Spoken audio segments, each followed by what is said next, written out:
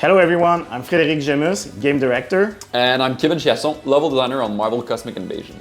And today we are here to do a small playthrough of one of the stages from the main game. So let's begin.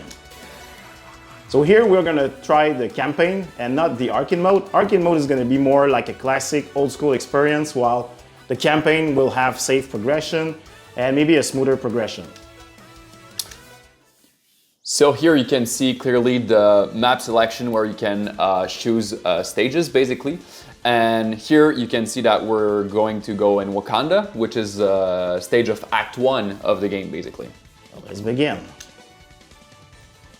And here we are at the toughest part, selecting your character. So as you can see, we have a roster of 15 playable characters in the game. They all cover different playstyles, either ranged character, flying characters, or big brawlers. And about that, Fred, who's your favorite playstyle and character here in the roster? What's your pick?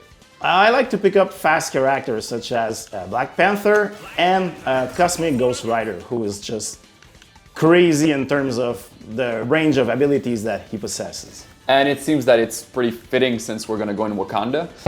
We can see squares in the screen right now that are flashing on characters. What does that mean?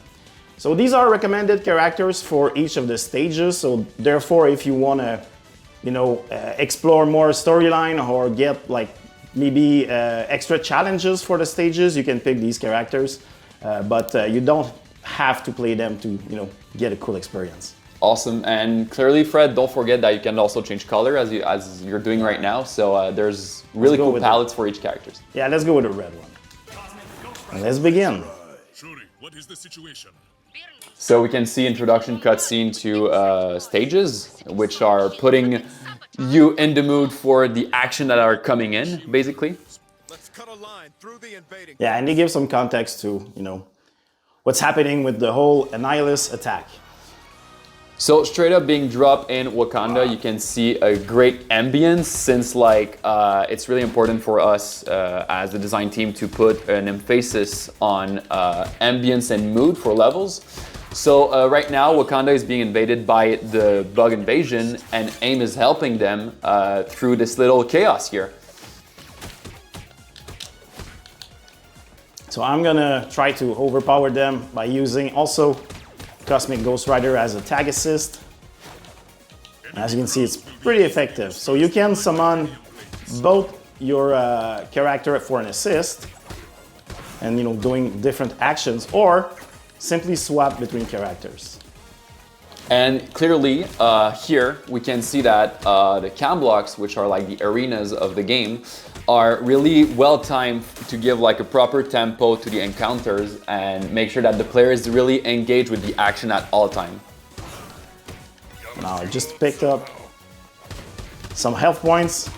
This is also a fine detail. All the pickups in the game are themed around the level you're in, basically. So you got a little fruit here in Wakanda. And once again, talking about ambience and vibe, you can see in the background that the AIM soldiers are stealing some stuff from the Wakandian market. little funny stuff happening here. Oh, just pull the parry on these Awesome. charging enemies. And now I can also swap in the middle of a combo just to, Nice special. yeah. But I decided to go with a special instead of the swap. But as you swap, Well fitting. you can basically create very effective combos. Okay, so I think, Fred, that it's time for me to join in. Yeah, I might need some help. So what do you think about Captain America and Iron Man? I think these are two great picks. Great, so here we are in multiplayer, having already a fun time. And also, the playstyle and the gameplay is gonna adapt to the number of people that are in the session. So right now, the cam block that you saw in the beginning of the level were for single player. And now all the encounter after that I joined are gonna be for multiplayer, so 2 and 3 person. Yeah, and it's always, jump in, jump out gameplay, either online or even, offline in the same living room if you like, or you can mix and match both, players online or offline and have always an experience that you don't have to go back to the main menu and such. It's all happening in-game, in real time. So, cool thing here, stuff happening on the playfield, which are like where the player are doing cool stuff, are really connected to what's happening in the background. So, you're seeing that there's an egg, like basically bug pods falling on the playfield that look like little alien eggs, and you can see in the background that the ships are dropping them onto Wakanda. A little funny scene here with little bug race.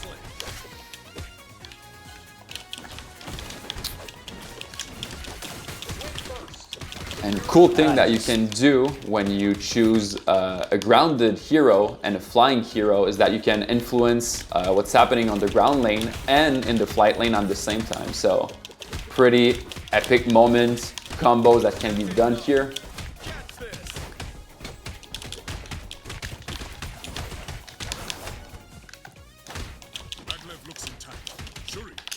So using Black Panther's Vibranium blades, you can basically send some, not a trap, but almost like a delayed damage output where the enemy will be affected by sonic damage and basically create an opening with them. So it's pretty useful to use against tougher enemies. So basically you get a stun from the initial hit, but then afterward they are open for even more damage afterward.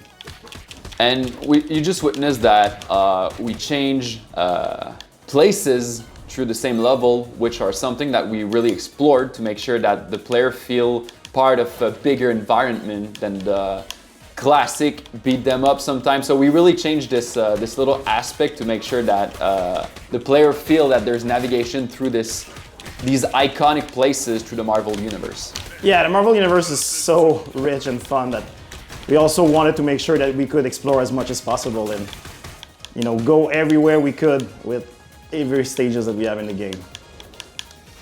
This was something that we really brainstormed and put forward through our design decision. So it's something really great to see in action, that we're really traveling through those locations that are really iconic.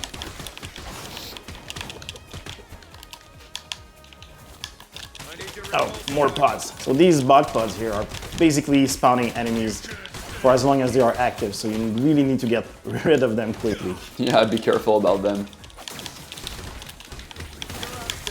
Proto Cannon, classic move, love that.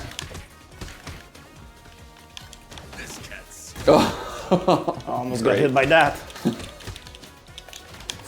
But I don't feel bad for the AIM soldiers to get crushed. Oh, I got hit by the top line.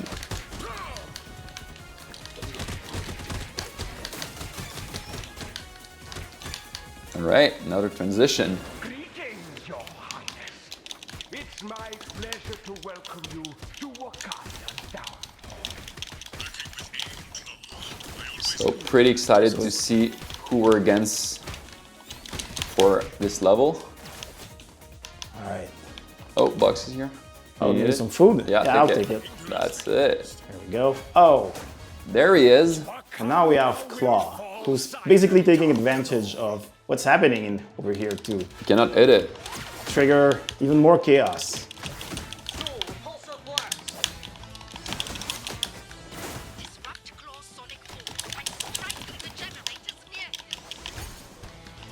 Okay, I'll take care of the ads here. There we go, there's even more support. So basically, Claw right now is kind of invincible because he's not material, but fortunately these magnets will help us bring him into his solid form. So there is a game of... Oh, he's destroying chase. them. Yeah. So as the fight progresses, he's gonna make things a bit harder for us. Here we go. Let's stun him because he's pretty much vulnerable to sonic damage. So when designing the bosses, Fred, what was the objective with them? Like, you see gimmicks that are not really proliferating into the beat 'em up genre. Was that like a part of the design process here at Tribute? I think every time we start to a new boss fight, first we try to be as authentic as we can with the powers of the villain. So Claw obviously has this sound form in which he can transform, but also you want to make sure that players have a good time figuring out what's the trick with him. Nice job. Epic fight here. Here we go. And case resolved. So what we're witnessing now in the scoreboard, Fred, there's like max combo, scores, progression. What does that all mean? So in the game, every time you play a character, the points that you collect with him during the stages are then transferred as basically XP points, which are gonna level up these characters and unlock new abilities, new HP points, more focus and such. So basically, even if you're playing arcade mode or you're playing online campaign, the progression for characters is shared between all of these modes, and you're always progressing those. So there's never any wasted opportunities for progression. It sounds really exciting how you explain it right now. So I'm really excited to level up my heroes. Yes, well, it's pretty soon because the game, as we just announced, is coming out on December 1st, 2025. So stay tuned and add to the wish list. Thanks, guys.